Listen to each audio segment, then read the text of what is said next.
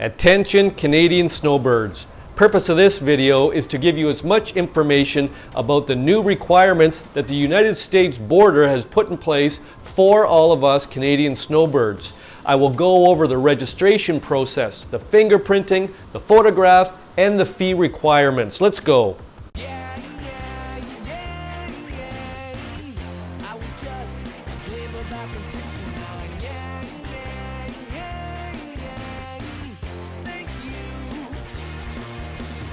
Welcome back to my channel. I want to thank Sophia Harris from CBC News for the following article. The article title is Canadian Snowbirds Fingerprinted and Photographed at U.S. Border as Part of New Requirements.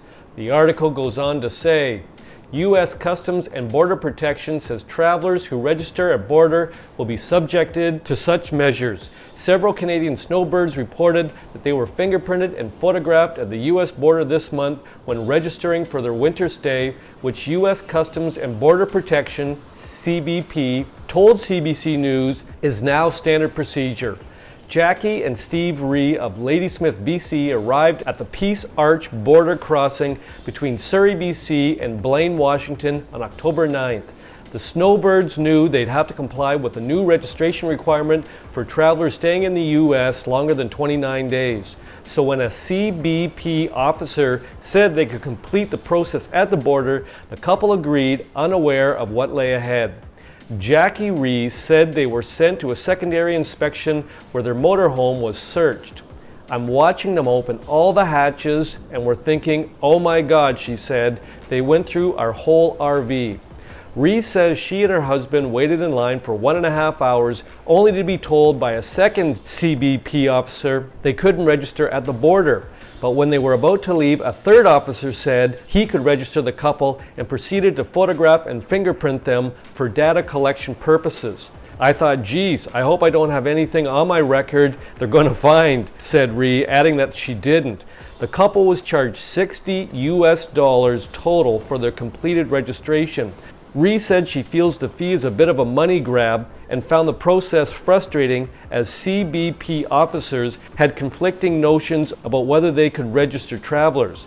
They didn't really know what they were doing, she said. I felt bad for them. Confusion over the registration rules have been mounting ever since U.S. President Donald Trump issued an executive order earlier this year requiring many foreign visitors staying 30 days or longer to register with the U.S. government. Those who don't comply could face fines up to $5,000 US or jail time. The requirement has been in effect since April. However, as the new snowbird season kicks off, this is the first time many Canadian snowbirds are dealing with the rules, resulting in some uncertainty and frustration. Air travelers are typically exempt from the registration requirement because they're issued an electronic arrival record, an I-94, when entering the U.S. However, land travelers often don't receive one. A CBP online post updated on October 2nd presents land travelers with two options to obtain their I-94. They can pre-apply through the I-94 website or the CBP One app within 7 days before entering the United States, or they can register at the border. CBP spokesperson Jessica Turner told CBC News that whichever method they choose, travelers will be charged $30 US each, and officers will photograph and fingerprint them at the border, all part of the I-94 application process. These measures are required under U.S. immigration law to enhance border security, verify travelers' identities, and ensure compliance with U.S. entry and exit requirements, said Turner in an email to CBC. So Canadians are required to register with U.S. government if in the country for at least 30 days.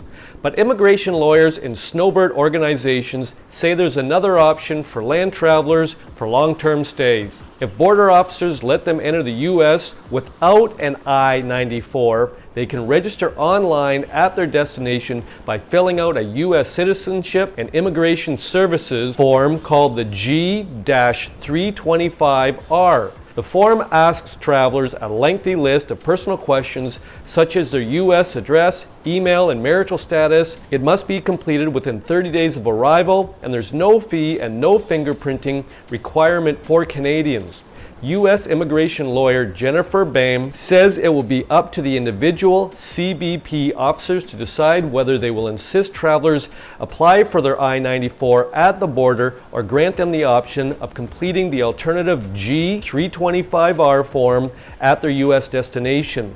It's completely at their discretion, she says. Snowbird Reads said she was told at the border that she fill out the G-325R form online, but she chose instead to register at the border. However, when Snowbird's Brenda Page and her husband Dan of Calgary arrived at the U.S. border in Sweetgrass, Montana on October 2nd, there was no mention of the G-325R option.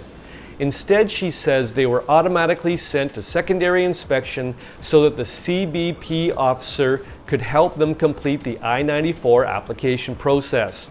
He just said, "Okay, who's going to be first?" Page said. It just seemed like he had a list of things that had to get done.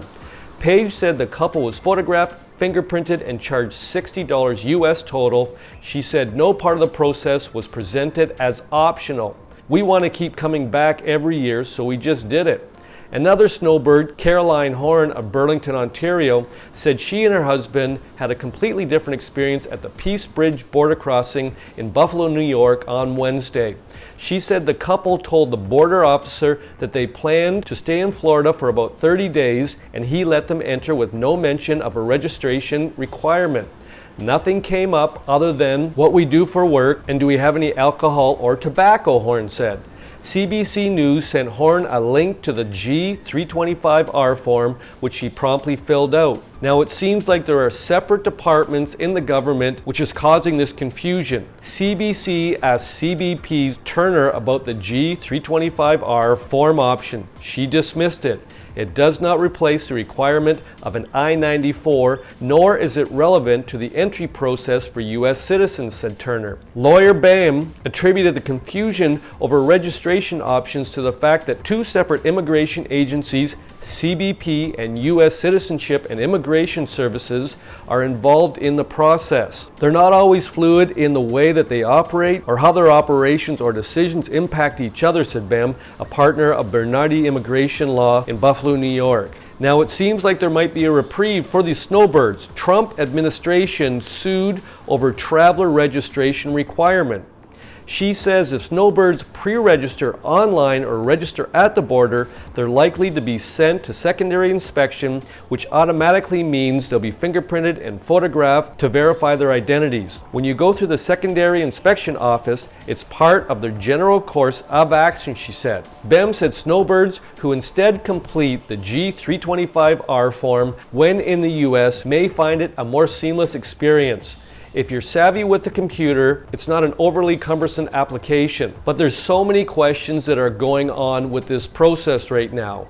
Stephen Fine, president of the company Snowbird Advisor, which runs a resource website, says he will be tracking how the registration process unfolds this season so we can update all of us snowbirds. There's so many questions coming in, he says. We get dozens of emails weekly about this issue. Fine said he's concerned that some snowbirds may be forced into applying for an I-94 at the border and not be offered the alternative, registering online once in the U.S. I feel like there may be certain CBP officers that won't give you the option or give you the impression that you don't have another option, he said.